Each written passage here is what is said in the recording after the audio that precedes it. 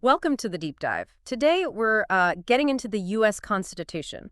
It's that foundational document, right? The one that set up the American Republic after the Declaration of Independence, laid out the big ideas. That's right.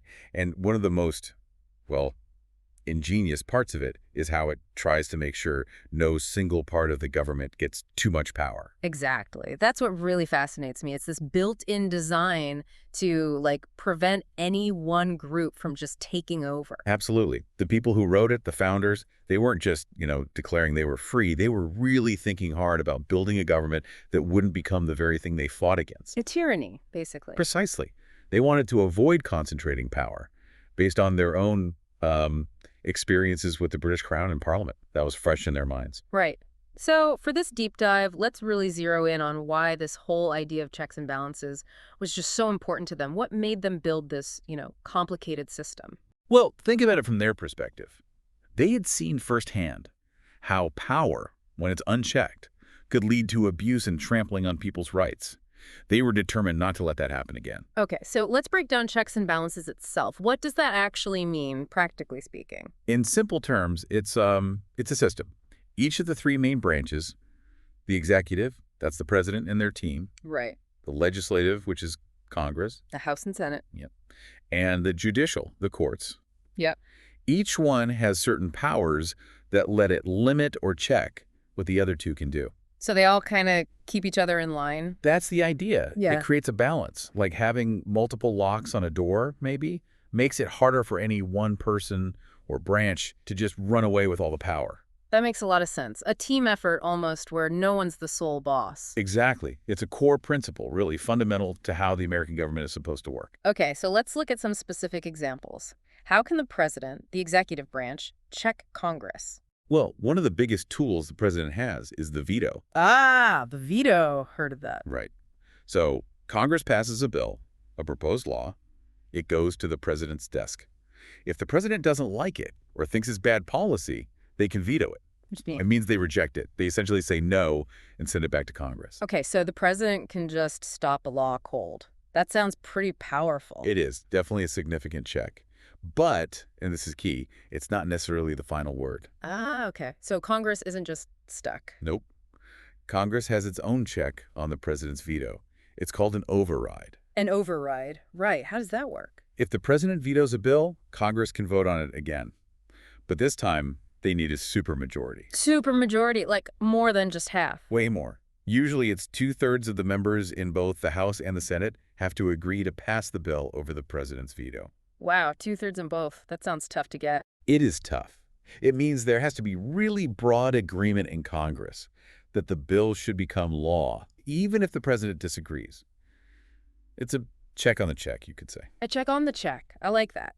Okay, what about other presidential actions? Like picking people for important jobs? Good question. That's another big area for checks and balances. The president gets to nominate people for lots of key roles.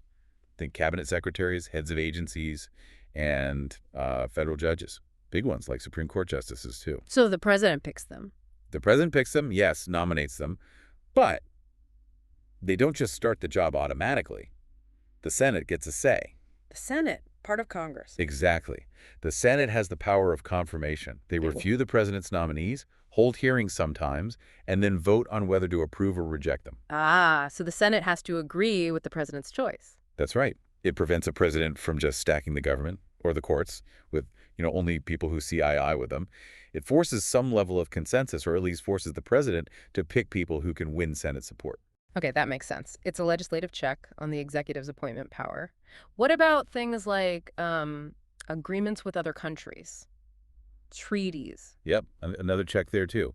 The president, representing the U.S., can negotiate treaties with foreign nations. Okay. But again, a treaty negotiated and signed by the president doesn't just become law. It needs to be ratified. Ratified By who? by the Senate. And just like overriding a veto, it requires a supermajority. 2/3 of the Senate has to vote in favor of the treaty for the U.S. to be officially bound by it. 2/3 again. So even in foreign policy, the president needs significant buy-in from the legislative branch. Absolutely. The founders wanted to ensure that major long-term commitments to other countries weren't just the decision of one person, but had broad governmental support. It's a major check on presidential power in foreign affairs. Okay, we've seen checks from the president on Congress and from Congress back on the president. What about the courts, the judicial branch? How do they fit into this balance? Ah, the judicial branch, particularly the Supreme Court, holds a really unique and powerful check. It's called judicial review. Judicial review. Okay, I've definitely heard that term. What is it exactly? Well, judicial review is the power of the courts, ultimately the Supreme Court, Mm-hmm. to look at laws passed by Congress Mm-hmm. and actions taken by the president Okay. and decide if they are actually allowed under the Constitution. So they judge the actions of the other two branches. Yeah. Based on the Constitution. Precisely. If the court decides that a law or an executive action goes against what the Constitution says, they can declare it unconstitutional. And if it's unconstitutional, Then it's effectively null and void. Okay. It's no longer a valid law or action. It's a huge check on both Congress and the president. wow. So the courts can basically strike down things the elected branches have done. That sounds incredibly powerful, especially since federal judges aren't elected. It is incredibly powerful. And yes, the fact that justices are appointed, not elected, and serve for life makes it a subject to ongoing discussion. But the idea behind it is to have an independent body that ensures the government operates within the fundamental rules laid out in the Constitution. A kind of referee for the Constitution itself. That's one way to think about it, yeah. Making sure the other branches play by the rules. Okay, so the judiciary checks the legislative and the executive. Does Congress have any way to check the courts? Or the president? Hmm? Besides, confirming judges or overriding vetoes. Yes, absolutely. Yeah. Congress holds a very significant power, though it's used rarely. It's called impeachment. Impeachment. That sounds serious. It is very serious. It's the process by which the legislative branch can formally accuse federal officials, including the president, vice president, and federal judges, of serious wrongdoing. Like high crimes and misdemeanors. Exactly. Things like treason, bribery, or other major abuses of power. So how does impeachment work? Does Congress just vote someone out? It's a two-step process, actually. First, the House of Representatives investigates and votes on whether to bring charges. That's the actual impeachment part, like an indictment. Okay, so the House accuses. Right. Then, if the House votes to impeach, the process moves to the Senate. The Senate holds a trial.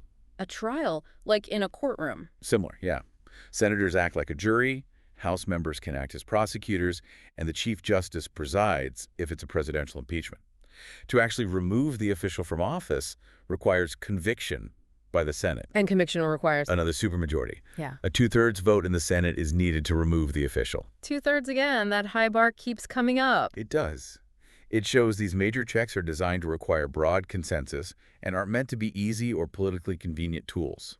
Impeachment is a huge check the legislature holds over the other two branches, but it's reserved for truly serious misconduct. And besides impeachment, you mentioned Congress confirming judges. Any other checks on the judiciary? Well, Congress also creates the lower federal courts, sets their budgets, and can define what kinds of cases they hear, within constitutional limits, of course. So they do have some structural influence. Okay. So when you piece all this together, the veto, the override, confirmation, ratification, judicial review, impeachment, it's like this intricate web. It really is. Yep. And it was all done on purpose. The founders deliberately set up this system of shared and overlapping powers. They were deeply, deeply worried about power ending up in one place. Because of their experience with kings and whatnot. Exactly. They saw concentrated power as the path to tyranny. So they divided power and gave each branch tools to push back against the others. It was about protecting liberty, first and foremost. It seems like a system designed for, well, fiction, maybe. Like it would naturally lead to disagreements between the branches. That's actually a feature, not a bug, you might say. The system forces negotiation, compromise, and deliberation. It slows things down sometimes, sure. Yeah, you hear about gridlock and things not getting done. Right. And that can be frustrating. But the founders probably would have argued that's a price worth paying to prevent rash decisions or one branch dominating the others. The goal wasn't maximum efficiency, it was preserving a balance of power. So slower and maybe messier, but safer in the long run. That was the bet they made. That this structure, this constant push and pull, is ultimately better for protecting freedom and preventing the abuse of government power. Understanding these checks helps make sense of why things work or sometimes don't work the way they do in Washington. It definitely adds a layer of understanding. It's not random. It's a design, a very careful, maybe even cautious design based on historical lessons. And it's a design that's constantly being tested and interpreted, even today. Yeah. The balance is never perfectly static. Hmm. That's a real interesting point. Okay, this has been incredibly helpful in breaking down these core ideas. To kind of wrap up and leave our listeners with something to chew on, think about this. How do you see these checks and balances playing out right now in our current political world? Are some checks stronger or weaker than maybe the founders intended? It's worth thinking about as you see the government in action. Thanks for joining me for this deep dive.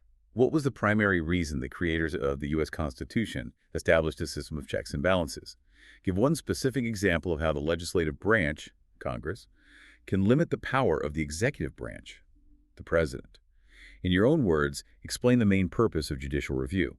What specific action must Congress take to override a president's veto of a bill? Why is the Senate's role in confirming presidential appointments considered an important check on the president's authority?